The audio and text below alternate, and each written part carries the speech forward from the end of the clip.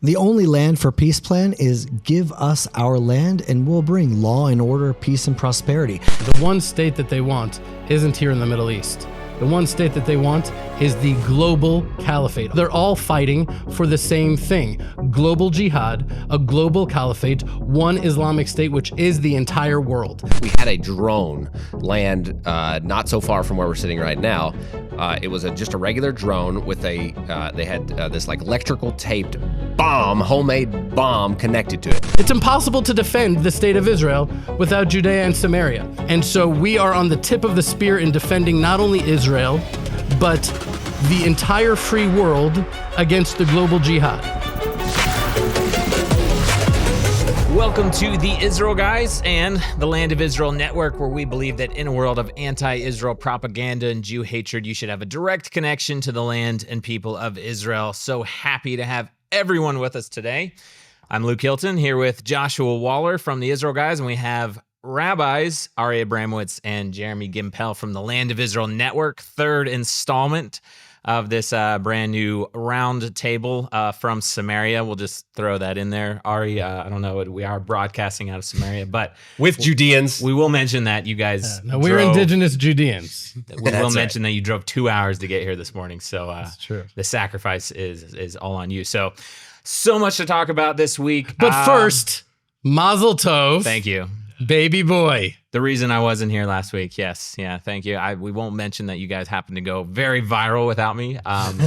So if you guys don't help this go viral, then you might not see me in the future. But we'll try to work on that. So honestly, so much to talk about. It's hard to know like even where to start and if we'll be able to cover it all, but we're going to do our best.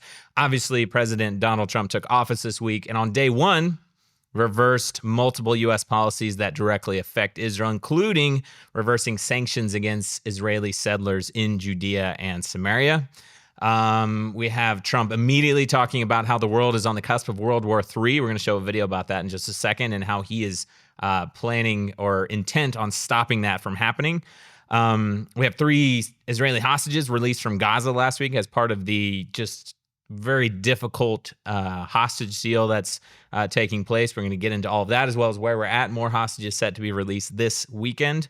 And part of that, 90 murderous terrorists released into Judea and Samaria. So much more happening. Another war front, basically, where we're sitting right now, taking place, and the IDF gearing up for that. Could be, the things are dying down in Lebanon and Gaza, but they're majorly heating up literally outside our back door right here where we're sitting in this studio. So happy to have everyone here. Please make sure you subscribe, hit those notifications. Let us know if you're a new viewer in the comment section below. Love to hear your thoughts on whatever platform you're watching or listening.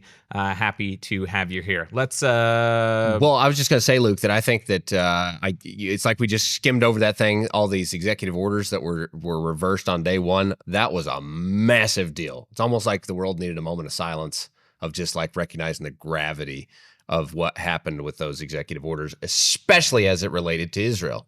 Can I just say the sanctions? I have a very special, close place in my heart to that because I'm a chicken farmer in Judea. I'm in reserves. I'm not used to having my name in the Wall Street Journal.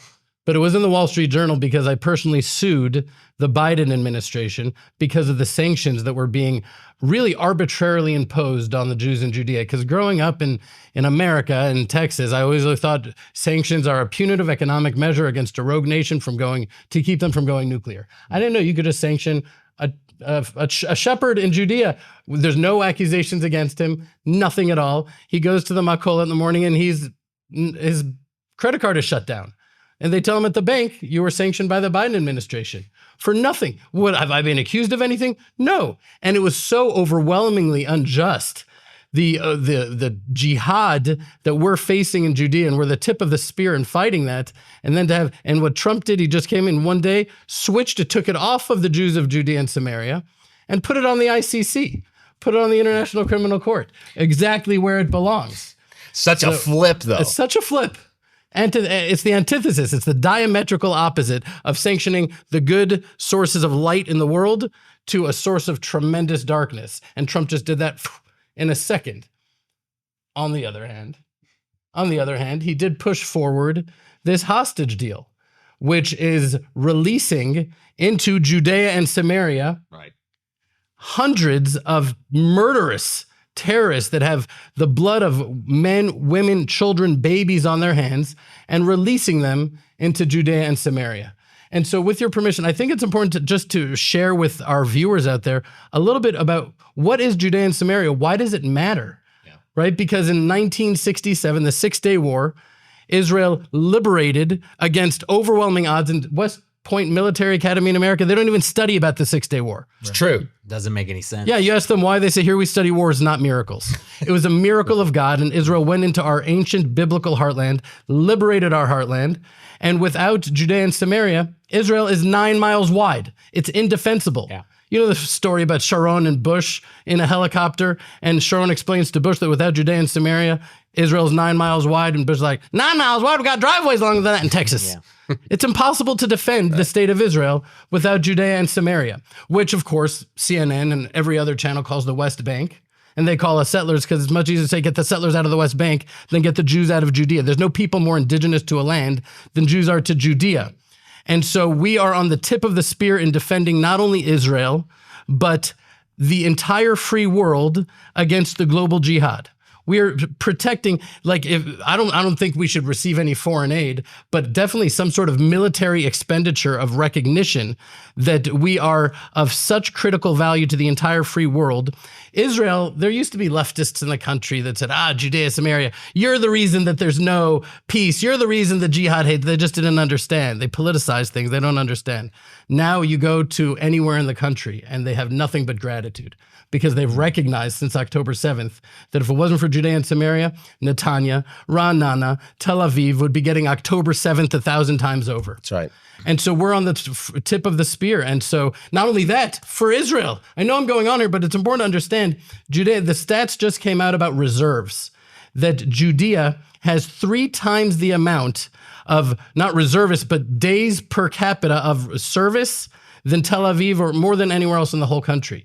The Jews of Judea are stepping up and defending the country and leaving their families and going to the front lines and serving reserves like I'm in right now.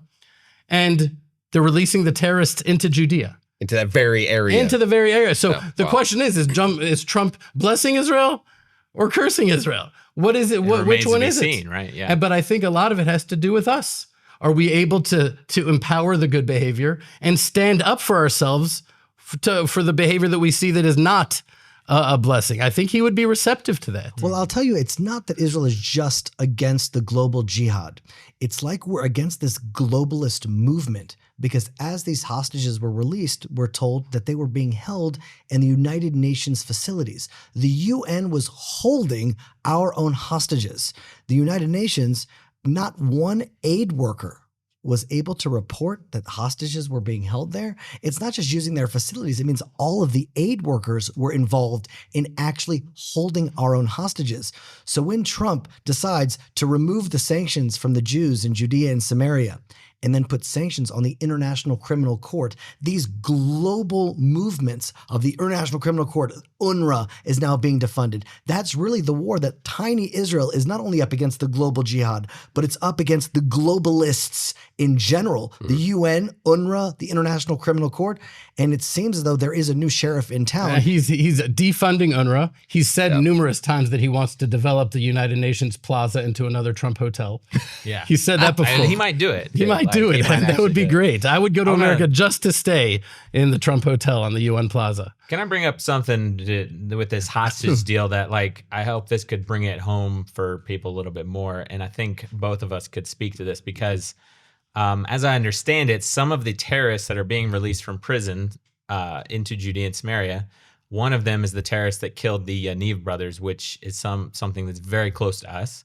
And another is the terrorist that killed Ari Fold, which is someone that's very close to you guys. Why is he close to you? Could you explain that? So I want to explain that because I think this will make it more real for people who are watching. So right now we're in Har Bracha, the Mount of Blessing, right?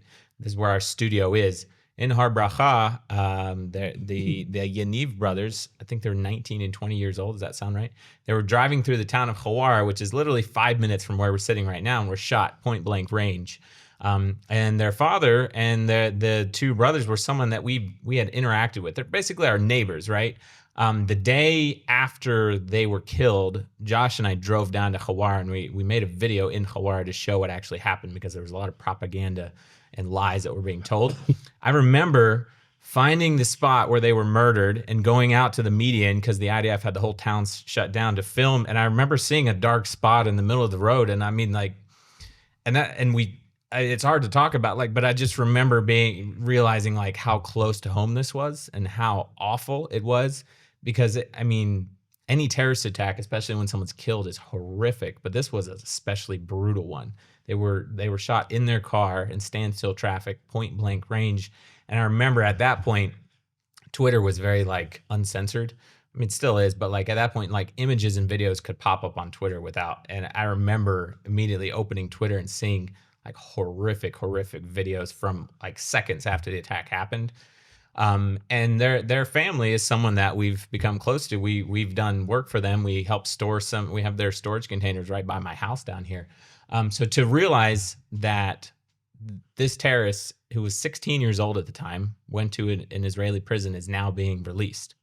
And as I understand it, you have Israeli hostages being released from Gaza, and like at the same time, you have terrorists being released from prison, and the families, meaning the Yaniv family, they will get a call like the night before saying, by the way, your son's murder is about to be released tomorrow. We just wanted to personally let you know. Like, what does that say? And maybe you guys can speak to this, and please speak to Ari Fold's murder as well, because he was somebody that you guys were close to, as I understand it, and it happened in Judea, minutes from where you live. Jeremy said last week that this hostage deal, is not only incentivizing taking of hostages, but it's also incentivizing murder. Because keep in mind that the Palestinian Authority, the moderate organization that the whole world is pushing to take over Gaza, their largest financial expenditure is pay for slay. They send hundreds of millions of shekels, or at least tens of millions of shekels, to terrorists who get a lifetime stipend for murdering Jews. And that is an official, it's on their ledger. There's no denying it. They don't even try to deny it. I don't know how they're able to position themselves as the moderates. But so it's not only incentivizing hostages, but just murder, because you could just go murder Jews at will. And probably after the next hostages are taken, you'll spend 3 years in an Israeli prison getting a PhD and eating well, and then you'll be released. And so it's just incentivizing murder and hostages, and it's totally the wrong message for Israel to be sending. Well, I just want to think that my first thought is that it's not peace through strength, which is the whole format that we talked about last week, was that this is what we were going for. We're going for peace through strength. We need a strong Israel so that these enemies can be pushed back, and that there's no deals. This is no deal that we outlined last week. But it's certainly not what Trump is outlining on the mainstream as peace through strength. This is no strength at all. This is very weak. I want to say one more thing about the hostage deal, because I was realizing and I'm sure everybody felt the same way when you watch those first videos and pictures of the 3 girls being released from Gaza, like it's obviously a very emotional and joyous thing. But like I was just saying, like for people to actually realize, you have these girls' mothers and fathers getting a phone call the night before saying, all of a sudden, your daughter's being released from Gaza. And that's like the most joyous moment of your life. Then you have families like the Ari Fold's family and the Yaniv family that's getting a phone call at the same time saying the person who murdered your children or murdered your father or your husband is being released. Like, this is a very conflicting emotion to have for Israel. And you guys can tell me what you think about this, but like I realized watching the videos of the hostages being released, like we need to separate these two things, because like I want to rejoice and like not belittle the fact that we have 471 days these girls are in captivity and they're actually released, and they're alive, and they've survived a year and a half. But I want to like separate these two things and not equate one to the other, because one is so horrific and the other is so joyous. But I guess curious to hear your thoughts on that. And I guess the other question is there any like silver lining in this deal? Like, is there any positive outcomes that we can see? Well, the only positive outcome is that there are 3 girls that are released from captivity. But it's not only peace through strength. It's fundamentally flawed that we are selling out the future for immediate gratification. And that will boomerang back at us without a doubt. And when we don't have vision for the future and principles that we're working by, and it's just a pragmatic deal, if we do this, then we'll get that, that's kind of just kicking the can down the road. And eventually, October 7th is right around the corner. We're now releasing more terrorists into the streets. How many times does Israel have to make the same mistake over and over again? So on one hand, it's so conflicting because we're so happy that those girls are homes. But on the other hand, I see the disaster just around the corner. Yeah, the idea of pidyon shvuim, of rescuing hostages, of redeeming hostages, is of paramount value in Torah thought, in Jewish consciousness, as we're aware of, to the degree where we're not even able to restrain ourselves. We broadcast so much that Hamas themselves are like, okay, we'll give you 3 girls, give us hundreds. You know, like the equation that they themselves make as they recognize how critical this is for us. But even from Talmudic times, thousands of years ago, the sages said that exceptions needed to be made you can't pay exorbitant prices because it just incentivizes future kidnapping. And I also want to stress a point that there's this false binary that is created where the people tend to do this in their minds. It's either this or this. Well, if you don't want to free those girls, the joy that I felt at seeing them reunited, there wasn't a dry eye in the country. But on the other hand, it doesn't mean we need to release them. It's the idea of strength instead of weakness. Like this hostage deal is just weakness in exchange for hostages coming home. And what you're saying is strength, which is ironically, like Americans in the Western world doesn't understand it, but that's how the Middle East operates. Yeah, and it's all, as Jews, we're Rahmanim b'nei Rahmanim, merciful, the children of merciful. Like we cured Sinwar's brain cancer when he was in an Israeli prison. He saved his life. And he was released. And then he was released, and that's what he did. And it's just so unbelievable to me that it's actually, what do they say? Is it stupidity or insanity to repeat the same thing again and again, expect different results? It's like, are we insane that we're doing this? Because the truth is, like, I think I discussed, I'm a medical clown. I go to hospitals to make kids laugh. And I don't care if it's little Moshe or little Mohammed. Like, I love humanity. I love all people. My prayer is for global peace and love and for them to open their eyes and realize we're brothers. But if we need to do what we need to do, we need to be able to have the gevura. We need to be able to have the inner strength to fight against evil in a real way. Well, I want to say something to that. It's not just inner strength to fight against evil. Here's the reality.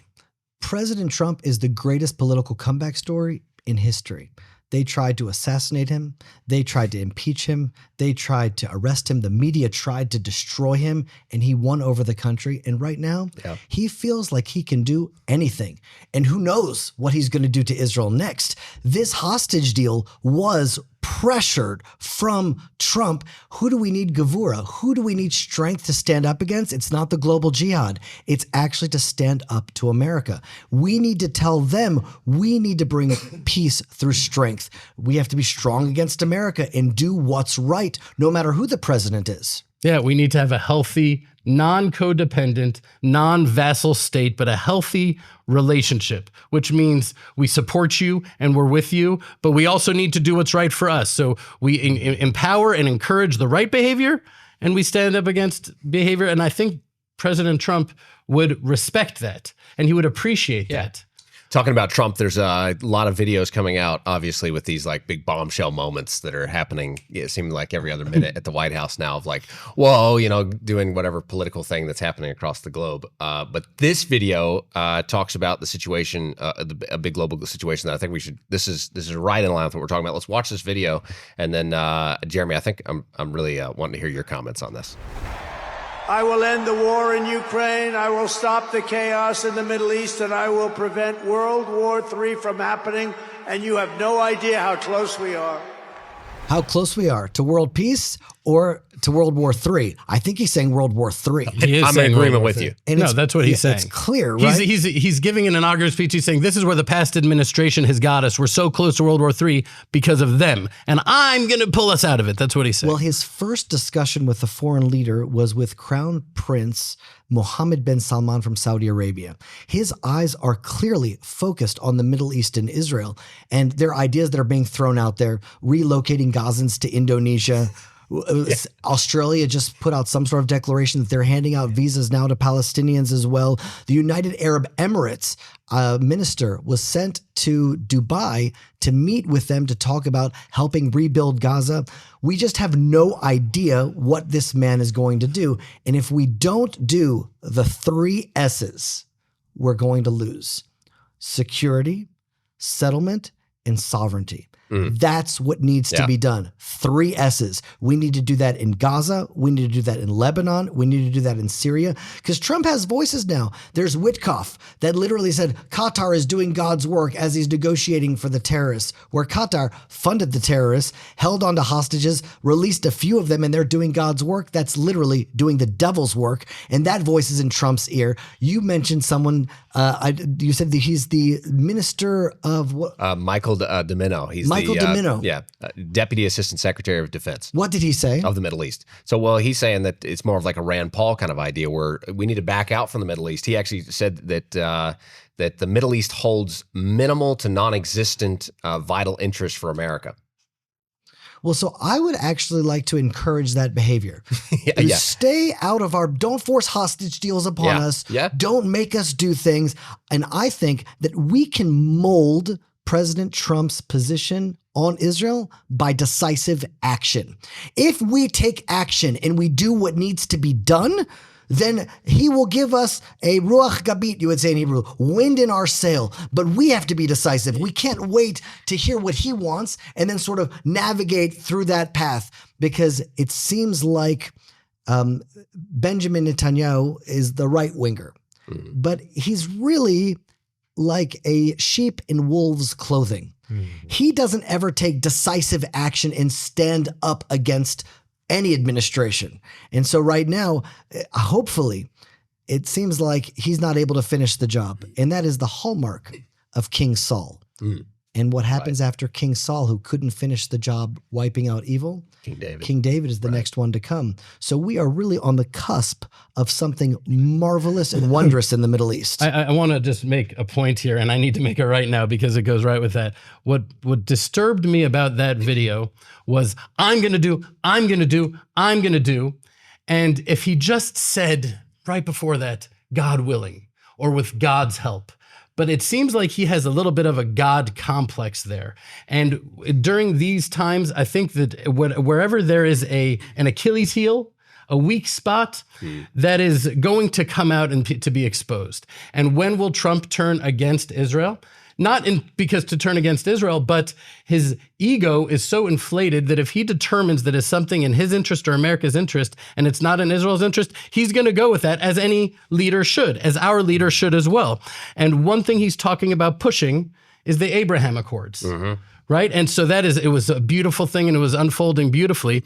But there is a prophecy that I want to share from thousands of years ago, which the absurdity of this prophecy even being uttered before any of the events of today happening.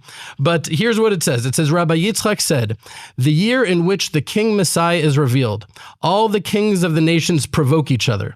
The king of Persia, which is Iran, provokes the king of Arabia, Saudi Arabia, and the king of Arabia goes to Edom. Edom is the West, America, to seek advice. And the king of Persia destroys the entire world, and all the nations of the world tremble and are confused until the king Messiah arises.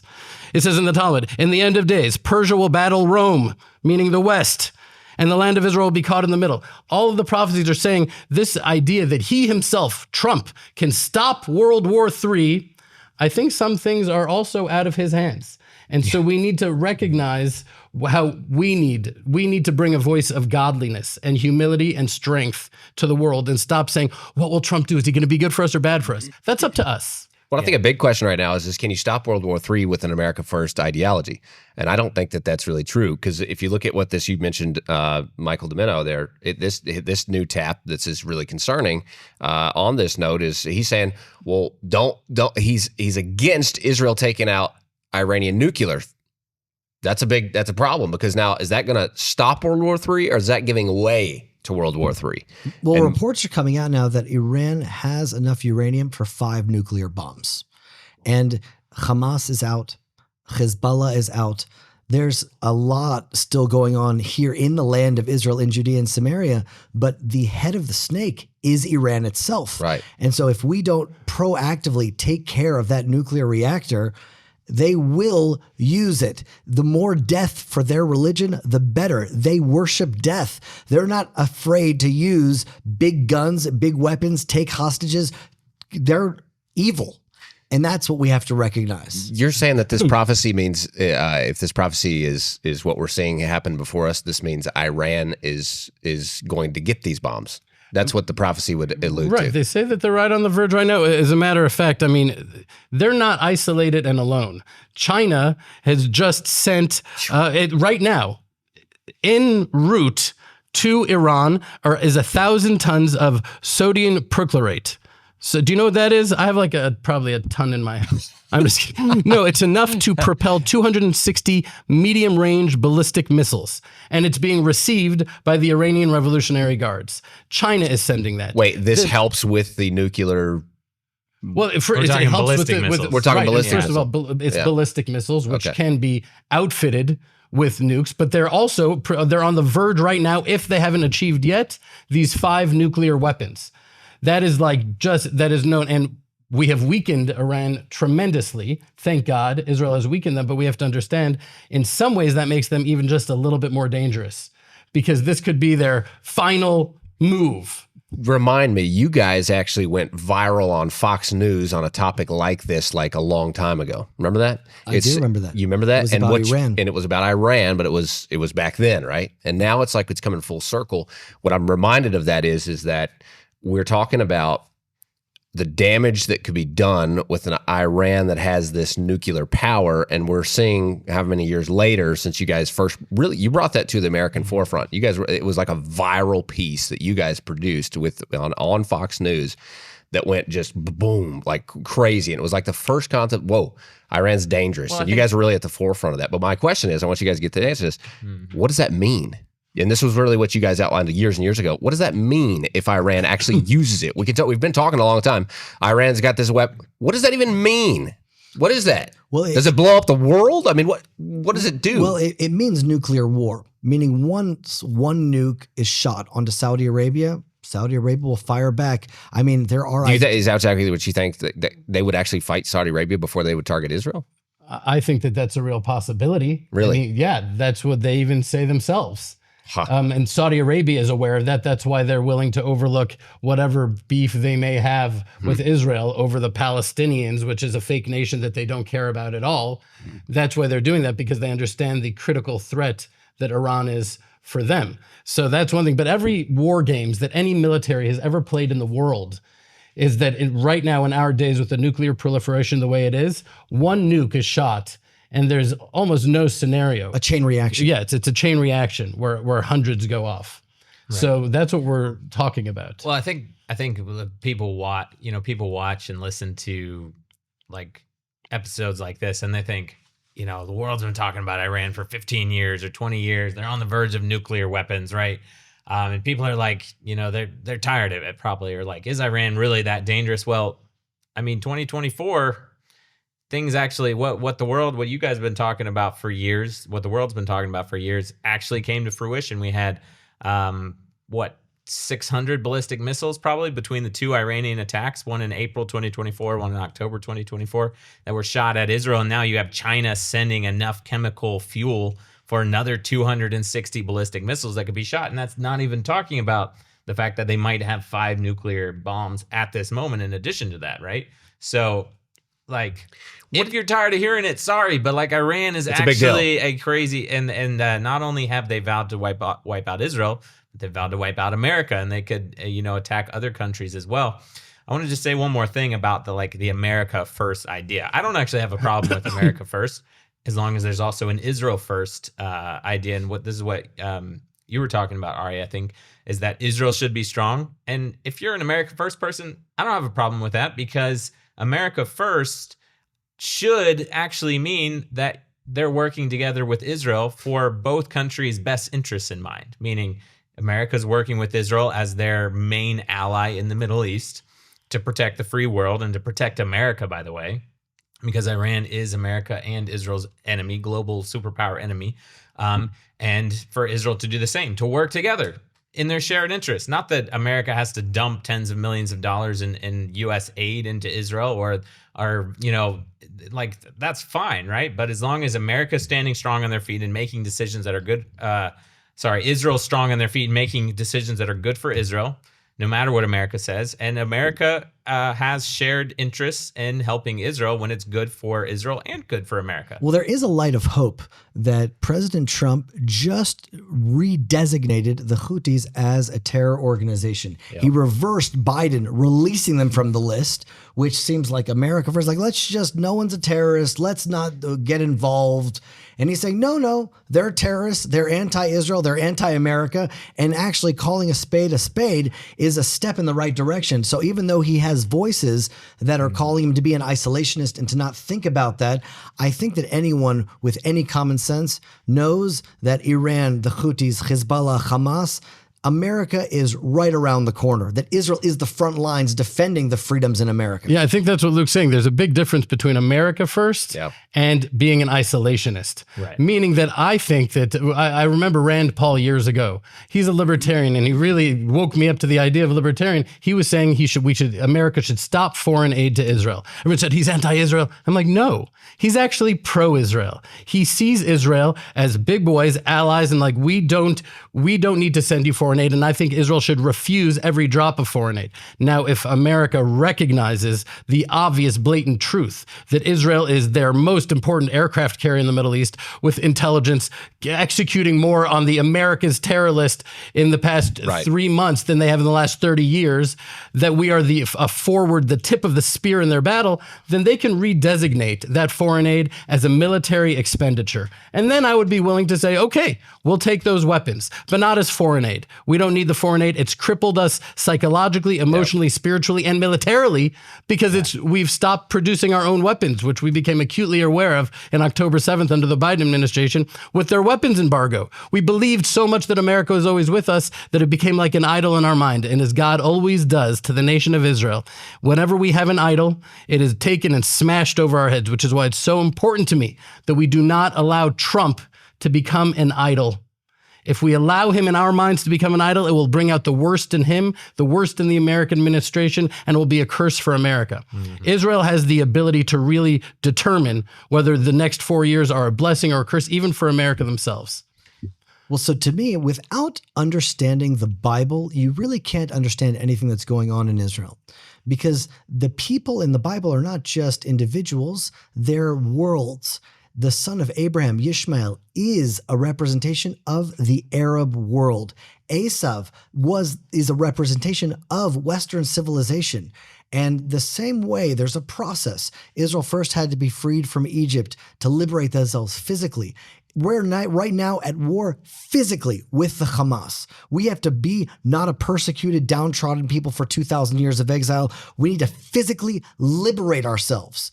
But Esav, with the Western world, which is really this opportunity with Trump, we have to emancipate ourselves from the mental slavery and realize that we can stand up for our own and put Israel first and not care what America says. That will be the healthiest. When we're able to stand up to an ally, to a friend, and really put Israel first. That's the test that we're being tested with right now, because it's in some ways easier to stand up to a hostile American administration.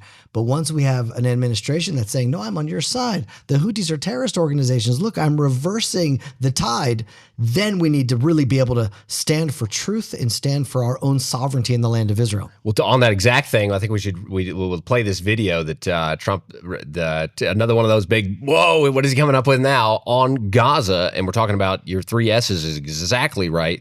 This video is not exactly in line with those 3 S's, but it sounds correct on the global stage. It sounds like, oh, that's what we should do. I think we should watch this video, and then let's talk about behind the scenes, what the world doesn't know on this Gaza issue, and how the Trump administration seemingly is behind the scenes, how we foresee them navigating this based off of what Trump says here in this video. Watch this. Confident are you, Mr. President, that you can keep the ceasefire in Gaza and conclude the 3 phases of this deal? I'm not confident. That's not our war, it's their war, but I'm not confident, but I think they're very weakened on the other side. Do you support the two-state Gaza, solution? boy, I looked at a picture of Gaza. Gaza is like a massive demolition site. That place it's really got to be rebuilt in a different way. Do you plan to help rebuilding Gaza? My mind. You know, Gaza is interesting. It's a phenomenal location. On the sea, the best weather. You know, everything's good. It's like some beautiful things could be done with it, but it's very interesting. But some fantastic things could be done with Gaza. How do you see the future in governance for Gaza? Well, it depends. I can't imagine you could have, well, you certainly can't have the people that were there. Most of them are dead. So my take is that he doesn't have a clear view of Israel, or he would have said so.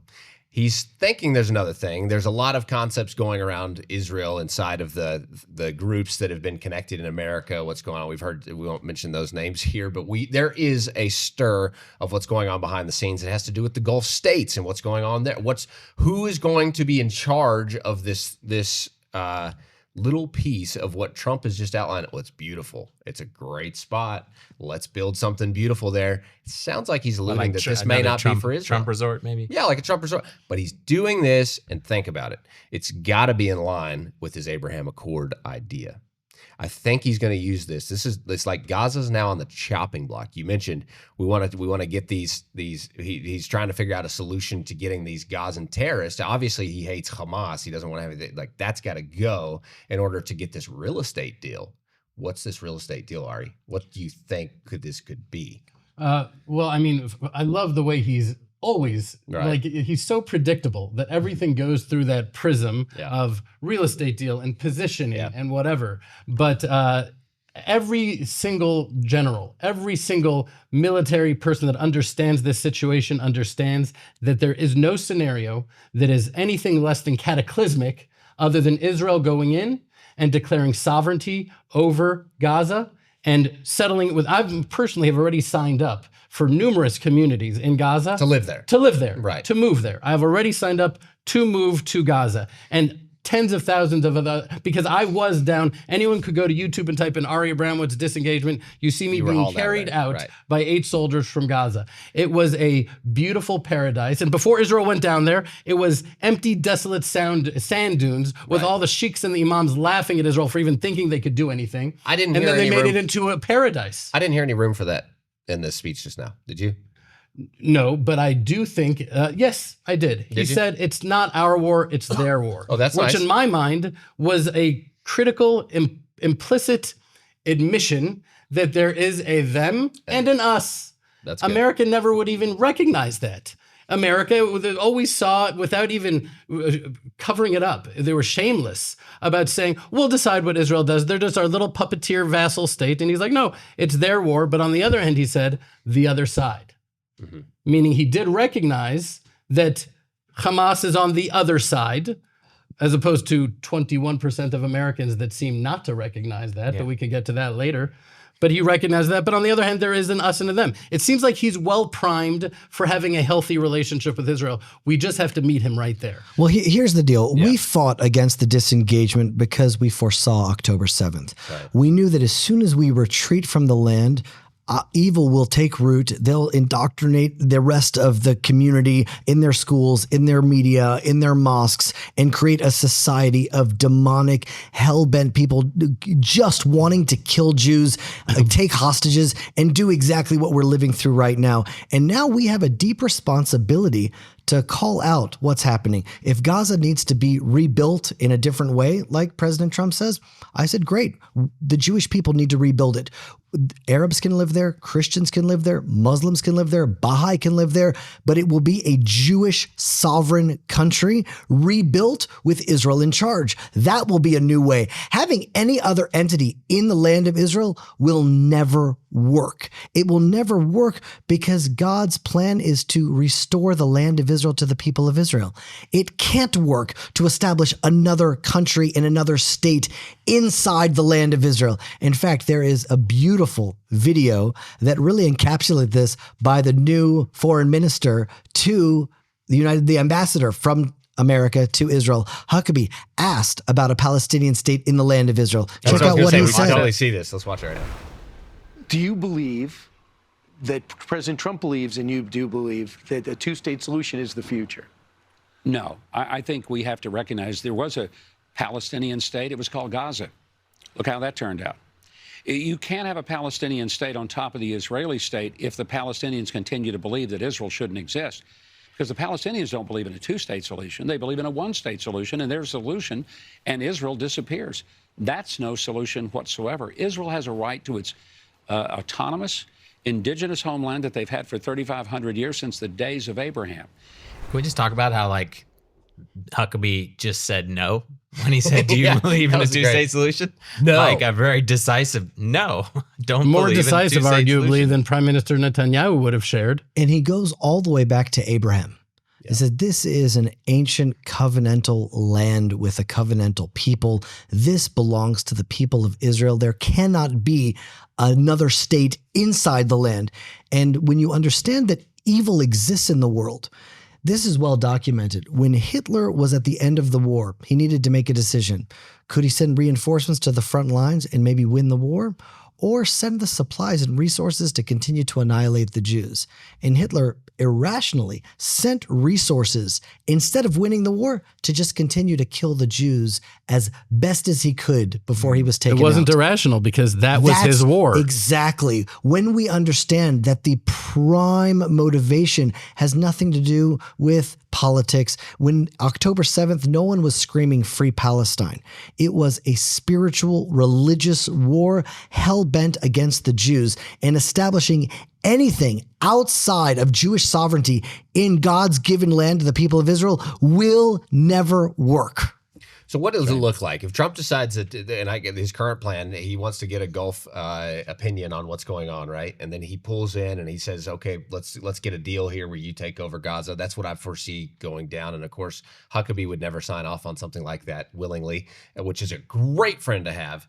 I also see with this answer that what happens in Gaza may be different than what happens in Judea and Samaria on that front. Doesn't seem like he's reaching out to the Gulf to decide what happens here in Judea and Samaria.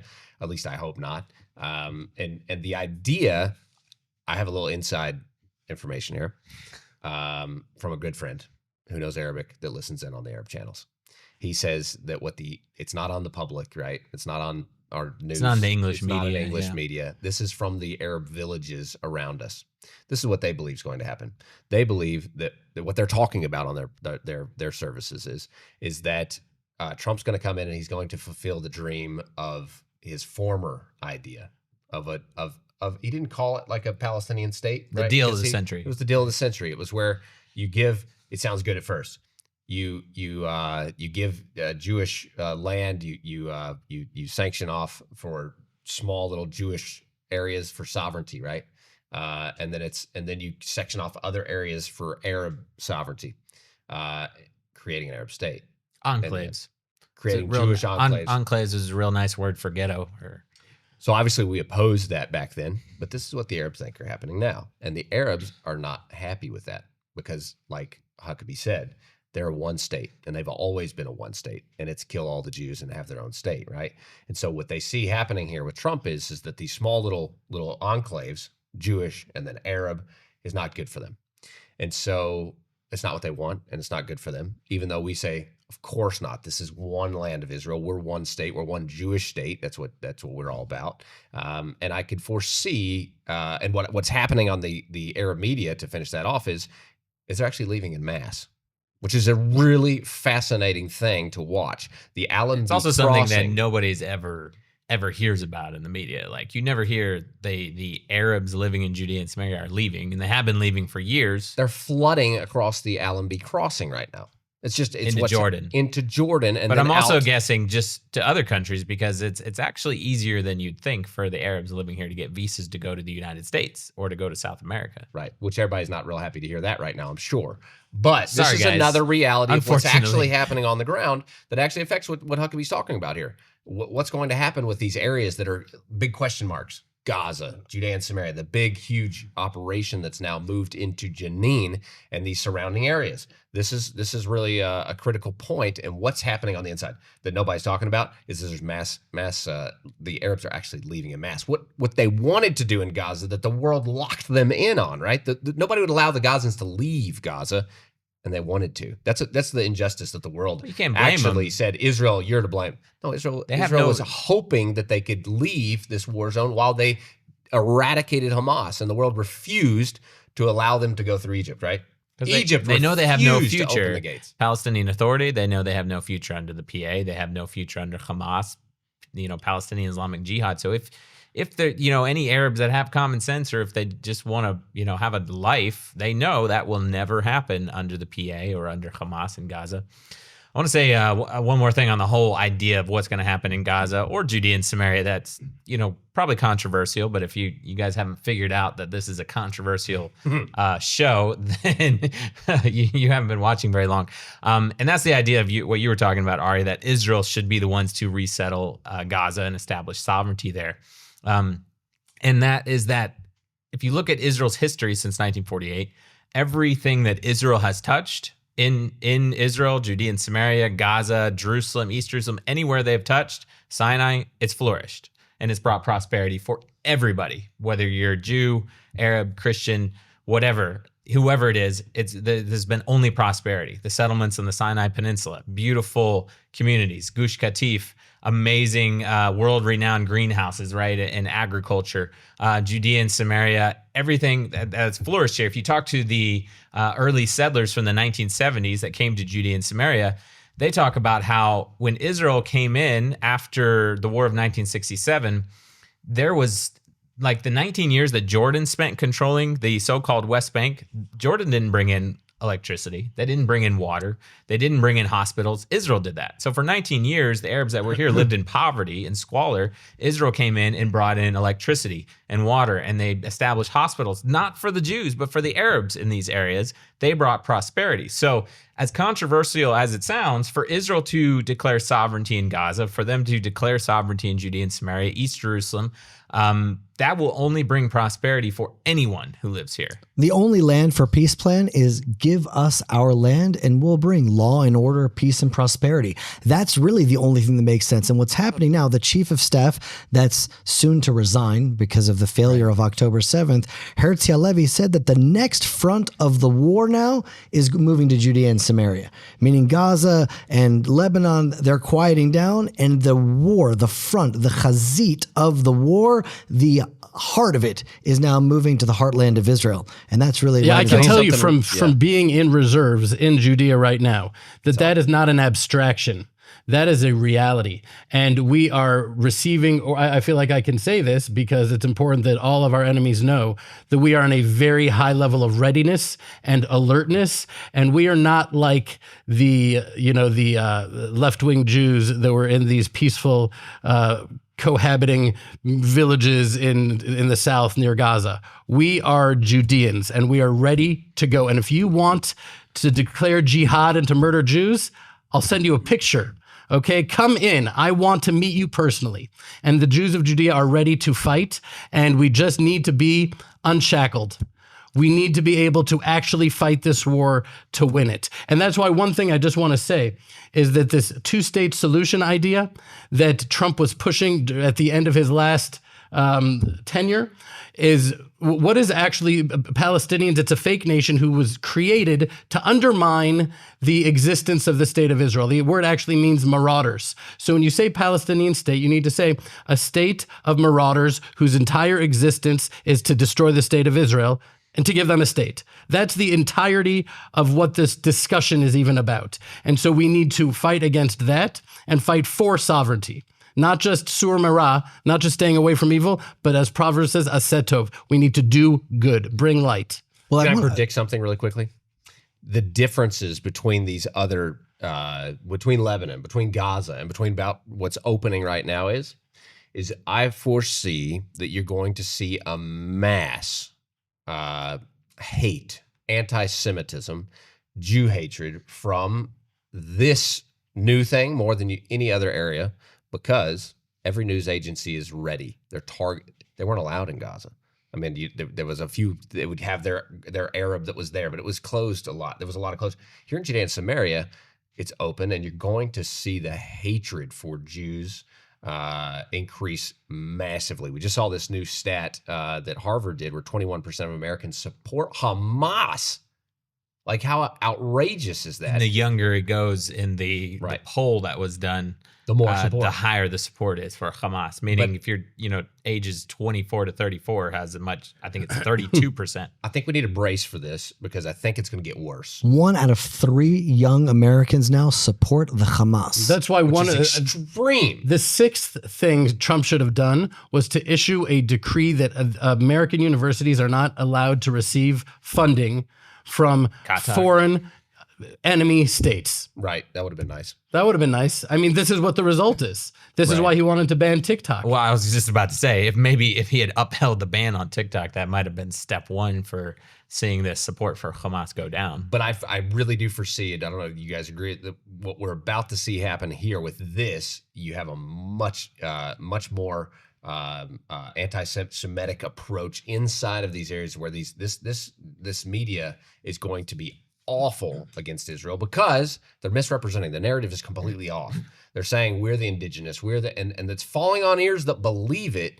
And the truth is it's a radicalized Islamic group that's trying to destroy Israel, but they're using this facade to describe themselves, and the world is believing it. I believe that facade's getting a lot bigger. And I just want to say one more thing about TikTok to build on what you're saying there, is that America is having this beautiful resurgence of hope in the foundational values, biblical values that America was established upon. And that's beautiful. And one of those things is freedom of speech. And that's good. We heard Zuckerberg come and say things have been bad. I admit, guilty, but now things will be better. And so people are saying you can't ban TikTok. What about freedom of speech? Freedom of speech applies to Americans, not to a foreign government. Right. China determining the algorithm that is poisoning America's youth to the degree that trans kids need to go through this, and everybody's buying it because they're so overwhelmingly indoctrinated by the hours and hours of the addictive element of TikTok. They need to cut that out, and they need to say that we're not going to allow a foreign government. We see China sending 1,000 tons of this sodium percolate to Iran to bomb Israel with. We see where their interests are. America has to step up to that. Yeah, and I think we see the war in Lebanon with Hezbollah has pretty much quieted down now. Remains to be seen if that will be upheld. The war in Gaza, it's like 50-50 at best right now, right? Whether this hostage deal is actually going to continue for the next month or two. Most people think it's not going to be upheld, but at the moment, the war quieting down in Gaza. Judea and Samaria, it's kind of escalating. I mean, there's been a major operation that has looked like a war in Jenin, which is not that far from where we're sitting right now in Samaria. We're talking about airstrikes and the military going in full force to uproot terror. Here's another difference that I just want to say quickly. I know we're going to wrap up, but literally these guys are so backward. They're so primitive. They're creating handmade bombs. They're creating these. We had a drone land not so far from where we're sitting right now. It was just a regular drone with they had this like electrical taped bomb, homemade bomb connected to it. That's the idiots. I mean, maybe you call it idiot. It seems idiotic to me to tape a bomb to electrical tape a bomb to a drone and try to fly it. Thank God it didn't work because it was too heavy and it crashed before it arrived at the location very near to us right now. That's the kind of thing we're dealing with. And that's why it's so dangerous, because we're talking about a whole society. They're not in uniform. It's called terrorism, and it's all over this area. And that's what they've been dealing with. It's just really close to us right now. And that's a level of, we've never seen that before. Well, the two Arab factions that really operate in Judea and Samaria, well, they're both terrorist organizations. They're both political, like every terrorist organization. So the head of Hamas in Judea and Samaria said, just as we defeated Israel in Gaza, we will defeat them here as well. And Mahmoud Abbas, the head of the Palestinian Authority, said the terrorist murderers that are being released are heroic role models. Yeah. And so we are dealing with both sides of that entire society that are being groomed to be Jew haters and killers and take a kid's drone and try to strap a bomb to it. Why not? Yeah, they're being emboldened. They're being emboldened. We just saw the Ayatollah just sent out on Twitter, right? He said 3 words: Gaza has won. Gaza has won. They think when we cut a deal with them, when we shake hands with them, when you have any pact with them, like, well, they must have won. Why? Because they're projecting. Because otherwise, why would we, if they didn't win, why would we strike a deal? Right. Why would we even do that? They would never do such a thing. That's correct. Yeah, I think as we wrap up, I think it's very important for everyone to be very clear on something. There's no difference between Hamas, Fatah, Hezbollah, Palestinian Islamic Jihad, whoever control these groups that control Gaza, control Judea and Samaria, Lebanon, whatever it is. There's no difference. They all want the same thing: the eradication of the Jewish people, the destruction of Israel, a one-state solution. Because we went into the Arab mayor's office from a village locally here, and there's the state of Israel with the word Palestine written on it right next to his desk. Like, that is their goal. From the river to the sea, Palestine will be free. So I think it's important for people to know there is zero future for anyone, Jew, Arab, Christian, whoever it is, in any of these areas under any of these terrorist groups. There's an amazing, bright future if Israel comes in, because that's the record that Israel has. 100% of the cases, 100% of the time. Israel is in control. Israel is sovereign. Peace and prosperity for everyone. I just want to take what you said one step further. The one state that they want isn't here in the Middle East. The one state that they want is the global caliphate. All those organizations that you mentioned are all the same, because they're all fighting for the same thing: global jihad, a global caliphate, one Islamic state, which is the entire world. Yeah. Just listen to all of them. That's all what they're saying. And what is Israel here to do? We're actually here really to do the opposite. From the entire world will be filled with knowledge of God as the rivers cover the sea. We need to be teaching Torah, teaching the Bible, teaching the beauty and the sanctity of life. If we're not broadcasting truth, that void that we're leaving empty is going to be filled with the darkness of the global jihad. This is also a spiritual war, and we need to recognize that and step up and be the nation of Israel that we were created to be. So I want to end with a little Torah then. That's inspired me. And so the story of Israel is we were enslaved as a family, and then the Egyptians began to persecute us, afflict us, enslave us. And the verse says, as we were persecuted and afflicted, we grew stronger and stronger. And in 2024, Israel was second in the world of investments in startups. $10 billion came into Israel. Under the war and the affliction and the persecution and Hamas and hostages, Israel continues to grow stronger every day. And that's really the hope, because there is this global caliphate, global jihad. Israel is here to save the world. And every year we're getting stronger and stronger. Just like when we were persecuted in Egypt, soon we will be liberated and hopefully liberate the world with us. Amen. Strong Israel equals a strong world. Guys, did we cover everything? I think so. Guys, thank you so much for being with us. I do encourage you, subscribe to the Israel Guys, subscribe to the Land of Israel Network, wherever you're watching or listening, and also check out the work that these guys are doing, the Land of Israel Network, the Land of Israel Fellowship. Thelandofisrael.com. At thelandofisrael.com. We'll put the link in the description below. You can also check out the work that the Israel Guys are doing, new shows, new content all the time, and let us know. We want to hear you guys' thoughts about today's episode. Coming to you 3rd week in a row, every single week. Happy to have you guys with us. And I completely forgot my outro, but we'll be back next week.